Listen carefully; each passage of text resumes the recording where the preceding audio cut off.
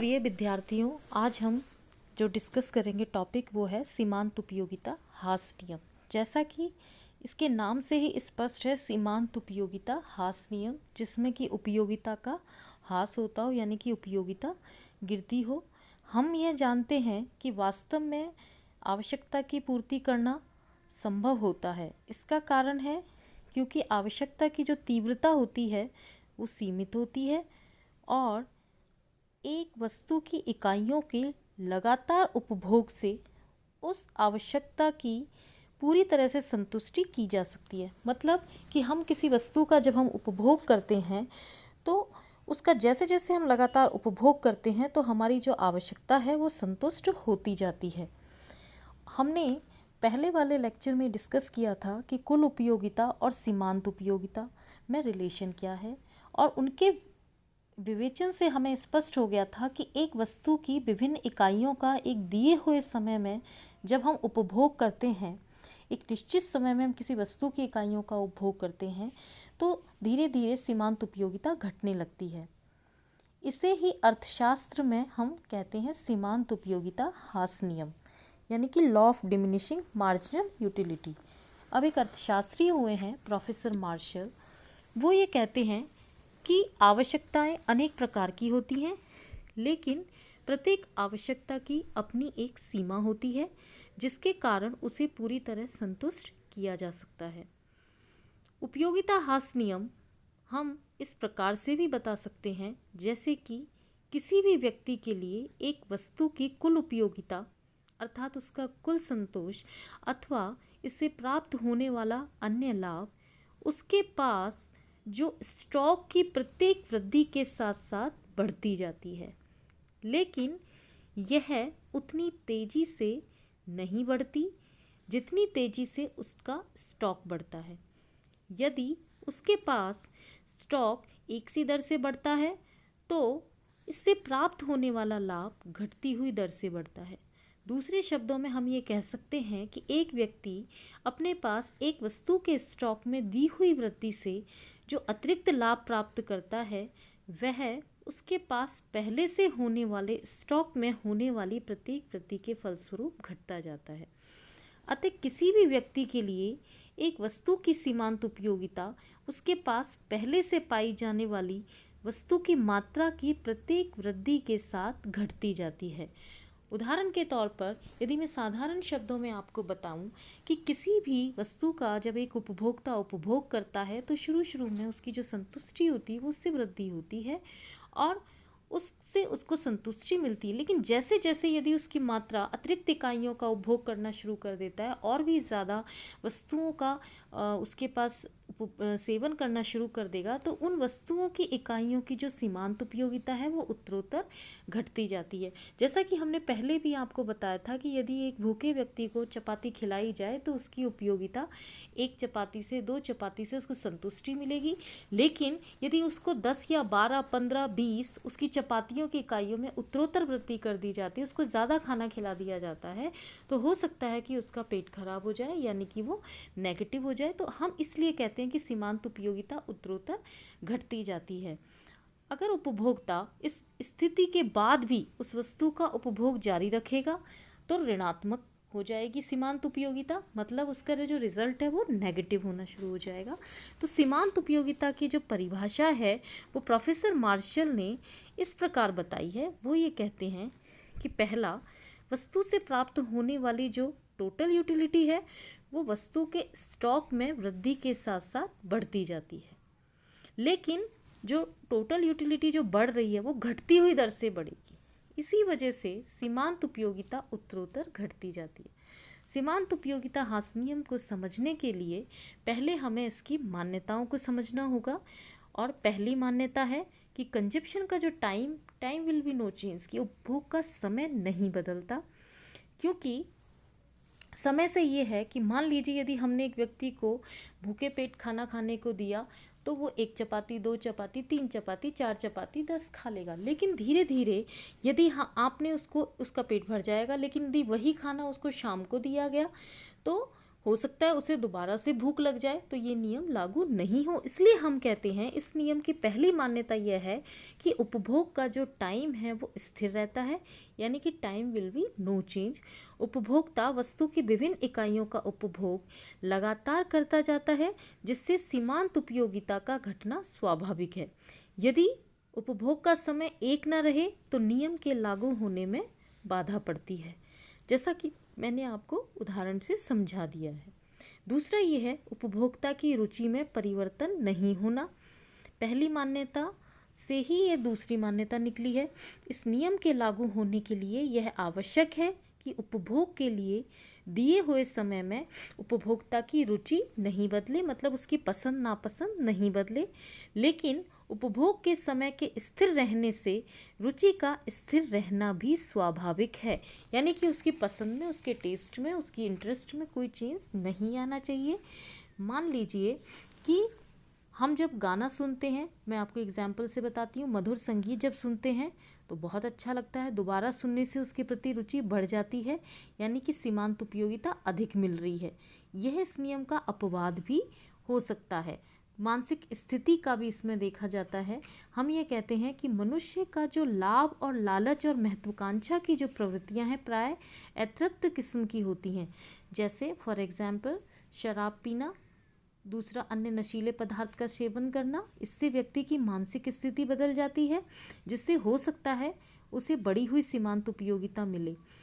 इसलिए इस नियम की क्रियाशीलता के लिए हम ये मान के चलते हैं कि पसंद नापसंद रुचि जो है उसकी उपभोक्ता के टेस्ट में कोई परिवर्तन नहीं होगा। तीसरी इसकी मान्यता ये कि कंज्यूमर की जो इनकम है वो भी स्थिर रहेगी, वो परिवर्तित नहीं होगी। यह नियम उपभोक्ता की आय को भी अपरिवर्तित मानता है, क्योंकि आय यदि बदल गई तो हो सकता है उसकी रुचि भी बदल जाए, सारी पसंद, उसका रंग ढंग बदल जाए। हम ये कह सकते हैं कि यदि किसी उपभोक्ता की आय कम हो गई तो हो सकता है वो कम सस्ती चीज़ों की तरफ उसका रुझान बढ़ेगा, वो महंगी चीज़ें नहीं खरीदेगा। और यदि किसी उपभोक्ता की आय बढ़ गई तो वो सस्ती चीज़ों की बजाय महंगी चीज़ों को खरीदना पसंद करता है। तो हो सकता है इस नियम की क्रियाशीलता में थोड़ा बहुत अंतर आ जाए। इसलिए हम ये मान के चलते हैं कि उपभोक्ता की जो आय है वो स्थिर रहती है। दूसरा है कि अन्य वस्तुओं की कीमतें स्थिर रहना। हम ये कहते हैं कि एक वस्तु के उपभोग के प्रति उपभोक्ता के व्यवहार का अध्ययन करने के लिए अन्य वस्तुओं की कीमतों को हम स्थिर मान लेते हैं। यदि अन्य वस्तुओं के भाव बदल जाते हैं तो यह संभव है कि उपभोक्ता इस वस्तु से दूसरी वस्तु या वस्तुओं की तरफ जाना चाहे। यह नहीं बल्कि इस नियम के लागू होने के लिए हम उपभोक्ता के पास अन्य वस्तुओं का स्टॉक भी स्थिर मान लेते हैं। मान लीजिए कि एक व्यक्ति है, यदि चाय की कीमत ज़्यादा हो गई, हो सकता है वो कॉफ़ी की तरफ रुझान बढ़ा दे। यदि चीनी की प्राइस बढ़ गई, गुड़ की तरफ बढ़ा दे। तो इस तरीके से अन्य वस्तुओं की कीमतों से भी वो प्रभावित होने लग जाती हैं कीमतें। इस चित्र को समझने के लिए हम एक चित्र लेंगे, वो ये है कि OX अक्ष पर हम लेंगे मार्जिनल यूटिलिटी और OY अक्ष पर हम लेंगे सीमांत उपयोगिता। कुल उपयोगिता और सीमांत उपयोगिता के विवेचन से हम इस चित्र को समझ सकते हैं, इस नियम को समझ सकते हैं। हमने आपको रोटी का उदाहरण बताया था। मैंने कहा था कि यदि एक उपभोक्ता एक रोटी से 12 इकाई सीमांत उपयोगिता मिल रही है, दूसरी रोटी खाने से यदि उसे 8 इकाई सीमांत, तीसरी से 6, इस प्रकार घटते हुए छठी इकाई पर यह 0 हो जाती है और 7वीं इकाई जब आती है ऋणात्मक हो जाती है, यानी कि नेगेटिव हो जाती है। मैंने कहा जैसे जैसे वो रोटी खा रहा है ज़्यादा तो उसको उपयोगिता ज़्यादा मिल रही है, लेकिन बाद में ज़्यादा खाएगा तो नेगेटिव उसकी उपयोगिता हो जाएगी, हो सकता है बाद में ऋणात्मक हो जाए। यह बात आकर्षित करती है कि कुछ वस्तुओं के उपभोग से सीमांत उपयोगिता बहुत तेज़ी से घटती है। हम ये कह सकते हैं कि वह एकदम से नीचे गिरती है, जबकि अन्य वस्तुओं के लिए धीरे धीरे घटती है। प्रथम स्थिति में हम ये कहते हैं कि सीमांत उपयोगिता वक्र की आकृति द्वितीय स्थिति से भिन्न होगी। उदाहरण के तौर पर प्रथम स्थिति में हम ये मान के चलते हैं कि जैसे जैसे चपातियों का, जैसे मैंने आपको एग्जाम्पल दिया कि कुल 10 चपातियाँ खाने वाले व्यक्ति के लिए सीमांत उपयोगिता धीरे धीरे ही घटेगी। इस नियम के लागू होने के कारण 2 बतलाए हैं। प्रोफेसर बोल्डिंग एक अर्थशास्त्री हुए हैं, वे ये कहते हैं कि विभिन्न जो वस्तुएं हैं वो एक दूसरे की इम्परफेक्ट सब्स्टिट्यूट्स होती हैं। दूसरी वस्तु की पूर्ण स्थानापन्न नहीं होती, जिससे एक वस्तु के उपभोग से सीमांत उपयोगिता घटती हुई मात्रा में मिलती है। दूसरा, प्रोफेसर बोल्डिंग ने कारण बताया, विशिष्ट आवश्यकताओं की तृप्ति हो सकती है। हमने प्रारंभ में आपको ये समझाया था कि कुछ विशेष आवश्यकताओं की पूर्ति की जा सकती है। उदाहरण के लिए हम एक सीमा तक ही नमक खा सकते हैं। एक बिंदु के बाद नमक का उपभोग बंद करना होता है। अतः प्रत्येक वस्तु के उपभोग के दौरान एक संतृप्ति बिंदु, पूर्ण संतुष्टि का बिंदु अवश्य आता है और वही बिंदु क्या होता है, सीमांत उपयोगिता शून्य हो जाती है। अब ये नियम हमें समझ में आ गया, लेकिन इस नियम के कुछ अपवाद भी हैं और वो अपवाद कौन से हैं वो हम आपको बता सकते हैं। जैसे कि मैंने आपको पहले भी बताया, संगीत, गाना सुनना, म्यूज़िक, हो सकता है कि आपने कोई गाना सुना, वो आपको बहुत अच्छा लगा और वो आपको इतना अच्छा लगा कि जैसे जैसे जितना आप उसको सुनते हैं आपको उतनी ही ज़्यादा संतुष्टि मिलती है, क्योंकि उस संगीत को सुनने से पहले ही आपको और ज़्यादा उपयोगिता मिल रही है, और ज़्यादा। जैसे कई बार किसी को कोई विशेष पिक्चर है, बहुत अच्छी लग रही है, बार बार उसको देख रहा है तो उसे और ज़्यादा अच्छी लगती है। तो इसलिए वहाँ हम ये कह सकते हैं कि कोई संगीत सुनने से या कोई मूवी देखने से सीमांत उपयोगिता जो है वो घटती हुई उपयोगिता मिले, ये कोई ज़रूरी नहीं है, इसलिए ये अपवाद है। दूसरा, इकाई के छोटे होने से संबंधित अपवाद, जैसे प्यासे को एक एक बूंद पानी देना व अंगीठी में एक एक टुकड़ा कोयले का डालना। दूसरा है टिकट के संग्रह से संबंधित अपवाद। कई लोगों को कुछ चीज़ों का संग्रह करने का बहुत शौक होता है, लेकिन यदि कोई अगला टिकट उसके पूर्व के संग्रह में शामिल हो या उससे मिलता जुलता हो तो उसे उपयोगिता, यदि प्रत्येक टिकट भिन्न किस्म का है तो उसे भिन्न वस्तु मान लेना होगा। अतः यह नियम का झूठा अपवाद है।